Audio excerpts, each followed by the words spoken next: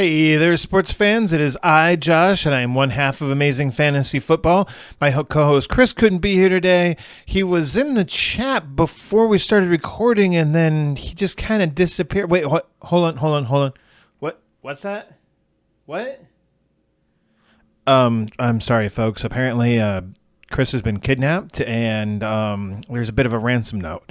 They apparently want 10 million rupees. Rupees? Wait, hold on. Apparently they want 10 million rupees, the Zelda currency. I don't know how I'm supposed to come up with that, but unfortunately for these kidnappers, there's two things. I don't know how to get 10 million rupees, and also it is AFFB's policy to not negotiate with terrorists. So hopefully you can make the next recording and everything, Chris. Until then, I am here to bring you an eye on Tua Tagovailoa, the quarterback for the Miami Dolphins. I wanted to do a film study on Tua, because Chris was all about Tua in his rookie season, and I kind of wanted to see how Tua really fared and everything. B, he was a highly touted draft prospect until he injured his hip, and then he kind of slid a little bit to the Dolphins, which, that's all right. Good for the Dolphins. They didn't have to trade up for him or anything. And C, I wanted to see what Tua is going to bring to not only Will Fuller, but also the rookie Jalen Waddle and Mike Gesicki for next season too. As all of these guys are pass catchers, they rely on their quarterback. And if Tua is going to be their quarterback for this season, which it looks like he's going to be, let's see what Tua can actually do for these guys. As always, I'd like to start with bringing you Tua's draft profile, and to give credit where credit is due, and to bring continuity, I'm going to keep using NFL.com's because it's usually pretty good. So, and I quote, "Talented dual threat quarterback with winning background, explosive production, and loads of experience in high leverage games." Fact, he played at Alabama. He may be pigeonholed into a spread or RPO heavy attack, but he's actually a clean fit for a pro style attack with play action and rollouts. He has the release, accuracy, and touch needed to work all three levels successfully and become a more disciplined, full field reader to piece the puzzle together against NFL coverages. He needs better poise when pressured, but his escapability not only moves the chains, it creates plays in the air and on the ground. Teams assessing his draft value will need to sift through mounting durability concerns and whether he is a face of the franchise talent without the abundance of talent surrounding. Like I said, that's from NFL.com. And I feel like, just to kind of give you guys a peek, a lot of that's pretty true, Tua does have some run plays, which I'm going to show you. He can throw on the run. He definitely has some rollout plays where they're mainly him rolling off to the left because, if you forgot, Tua is a bit of a lefty. And, overall, I want to say I liked what I saw from Tua. With the running ability, he can throw on the run. He did have a couple of problems throwing while he was pressured, which was a big thing from this offensive line. Big problems with pressures. I only showed you kind of the ones I felt were really kind of film worthy, and I'm just giving you guys a preview of what's coming up here. He may have some inaccuracy, real head scratching throws, but overall, I really liked what I saw. So let's get into this video here. As I mentioned in the draft profile, Tua does have some running ability. He's not Lamar Jackson or Michael Vick quick, but he can run. And I wanted to show some of that ability here in these next couple of clips. Tua didn't run in his combine, so I don't have a 40 time for you to kind of give you an idea of what his top end speed is, but let's check out these clips here. In my first clip for you, Tua looks downfield, sees that no one's open, decides to take off running. And I'm going to slow the clip down here for y'all just to show you how much room Tua and open field Tua has to run. And if he wouldn't have gotten that little shoestring tackle on him, he could have had at least another 10, 20 yards on him. Next up, we got Tua with his eye on the end zone, and he takes off running. He just comes up just a little bit short. Here we are in the same game. Tua's looking for the tight end in the end zone, but instead slips through the middle of the defense and runs in for the touchdown. In my final running clip, Tua drops back, quickly sees that there's no one open, and takes off. He only gets about 4 scrimmage yards on the play, but it is a good quick read. It just sees no one open and decides to take off. And next up here, I got I want to show you some clips of Tua throwing on the run, which he actually does pretty good here. I got some real good lasers that he throws well on the run, and they're really good. And here, let's just check out that first one. First off, we got Tua run out to left, which he does, and he throws a nice laser downfield to I believe is Mike Gesicki for a real good throwing on the run ability. Next up, we got Tua seeing pressure coming off from the left. He steps up in the pocket and throws across his body quickly off to the right side, which is a real nice, real nice quick completion. Once again, we got Tua rolling out to the left here. Remember, he is a southpaw, and he throws a real nice dart down the field to Mike Gesicki. Lastly, we have Tua, who sees the pressure coming, steps up in the pocket, scrambles just a little bit, and makes a nice quick completion to the left. Let's take a look at Tua's second biggest problem in 2020, which is his inaccurate throws. I'm not going to show you every incompletion just to say, see, Tua sucks. What I am going to show you some of his worst ones, though. Some of these are due to pressure by the defense, and others are just real head scratchers. I don't really think I need to comment on every particular one, so I'm just going to kind of let the footage roll over my voice. Having said that, let's take a look at all these clips that I have put together for you. In our first clip, we have Tua getting the ball here. He scans through his progression, sees a receiver who is covered, but overthrows him anyways. Then he just makes an errant throw, overthrows this guy. And next up, just over that receiver's head. This one's almost intercepted. You can see here the defender's just mad at himself. Next up, we got another over his head, and then that one's just way off target. This one's thrown way to the left. I mean, come on, man. This one, So yeah, Tua had some real head scratchers there. Like I said, they weren't all of his incompletions. I mean, that wouldn't be a lot of incompletions if that was all of them there. But, he's not perfect. No quarterback is. Some of these were just bad. So let's move on to some good stuff in my typical Ion fashion. I like to kind of mix and match the good with the bad here. So what do we got next? We got some nice tight window throws. I've only got a couple of tight window throws here, but I wanted to show you that he can really thread the needle and kind of wash that bad taste out of your mouth of all those real nasty throws that I showed him making. So let's take a look at the first one. Here, Tua gets the ball snapped to him, got the receiver coming over the middle with the defender draped all over him, and he throws it only where the receiver can catch it. Lastly, we got Tua making a nice throw over the defender for the touchdown! Now I wanted to show you some wide receiver drops, which is no real fault of Tua, but hopefully with the addition of Jalen Waddle and Will Fuller, those two can help eliminate some of those drops where, I'm looking at you on this one, frankly, Preston Williams. We're looking at you, buddy. In our first clip, we have Tua thrown off to the right side of the field where he throws the receiver, hits him right in the chest, and the dude just straight up drops it. Next, we have Tua hitting the receiver right in the bread basket and just clangs off his hands. This time, it's Jakeem Grant to just straight up drop the ball after beating the defense. And lastly, it's my good friend Preston Williams dropping the ball.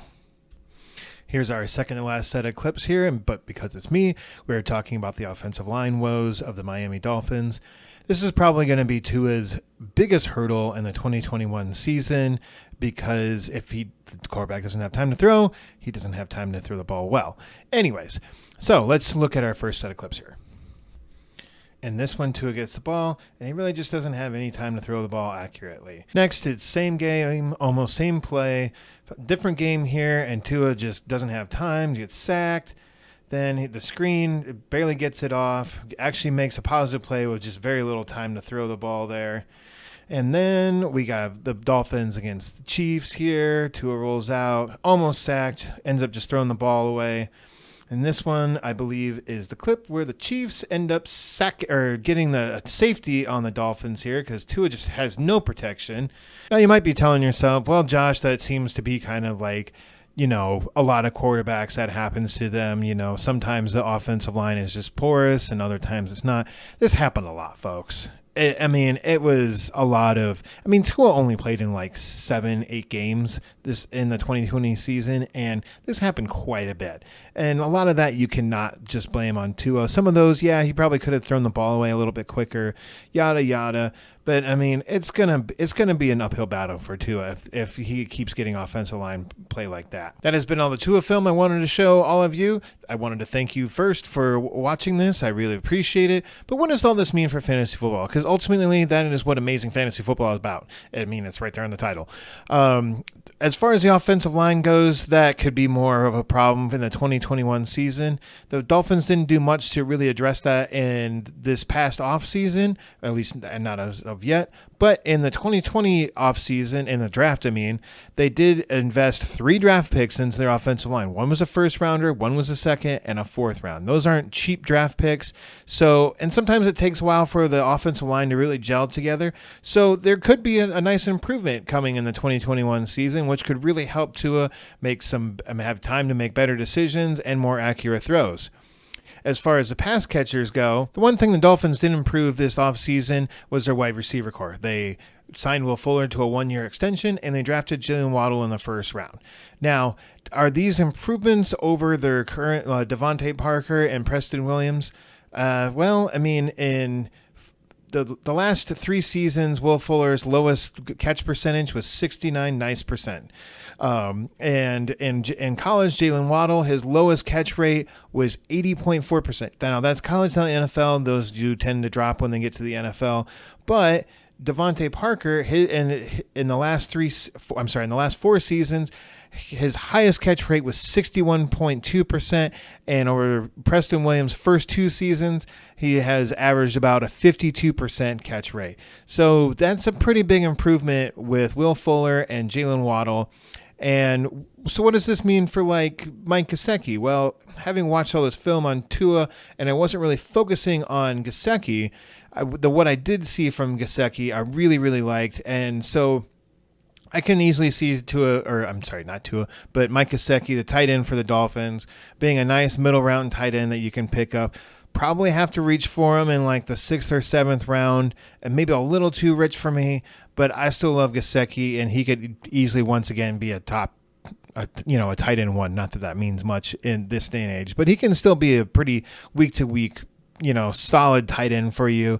As far as Will Fuller, I really liked what I saw from Will Fuller last season. I haven't done an in-depth film study on him or any means, but if the Dolphins continue to use Will Fuller kind of like the Houston Texans did as their, kind of alpha dog-ish kind of guy, then I really like what Will Fuller can bring to the table. And I believe that Tua can actually make a nice level up and maybe make Will Fuller be that kind of, what was he getting in 2020? Oh yeah, he was averaging almost 15 points a game in half PPR leagues. So that's good. Will Fuller was a wide receiver 1 until he got suspended. Now you can argue that because of Will Fuller's suspension is the reason why he didn't get hurt. And Will Fuller does have a long history of missing games due to injury.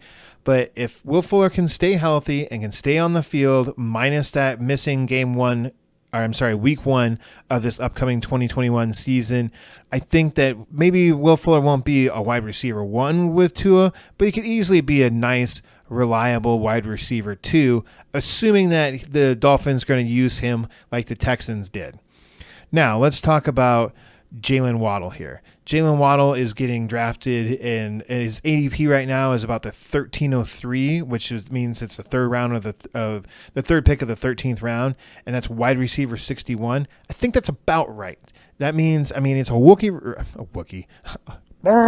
He's a Wookiee wide receiver. He's a rookie wide receiver going into a team that has pass catchers already with Will Fuller and Devontae Parker and, to a lesser extent, Preston Williams and Mike Gesicki. So, with the wide receiver 61 coming off the board, yeah, it's more of a flyer and depth on your roster. I would probably prefer to go some other direction than that, but that's okay. If you wanted to take a shot on Jalen Waddle, then yeah, go for it, man. Why not? Wide receiver 61, 13th round pick. You're not really missing out on much. So what does that really mean for Tua? This video is about Tua, right? Well, Tua's going as the quarterback 19 off the board right now, and that seems maybe a little low because he has potential to be a a low end or a high end quarterback two, maybe a low end quarterback one. He's definitely, the way I'm going to look at him right now, as a week to week streamer, a matchup based quarterback play. I don't necessarily want to draft Tua, especially at the wide receiver 19. I would much rather have Ryan Fitzpatrick from the Washington football team. He's going a little bit later in drafts. And as a guy who loves to wait on quarterback, I was way ahead of this trend, a decade ago. I love to wait on quarterbacks. I'm typically one of the last guys in my league, if not the last, to draft a quarterback. But I would much rather get Ryan Fitzpatrick instead of Tua, and let Tua be a quarterback streamer. Especially because of Tua's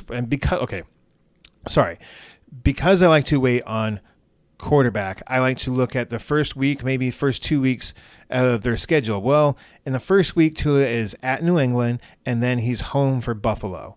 Those are two defenses I don't normally want to have my streaming quarterback start against. So I'd much rather have Ryan Fitzpatrick and wait another round and draft him instead.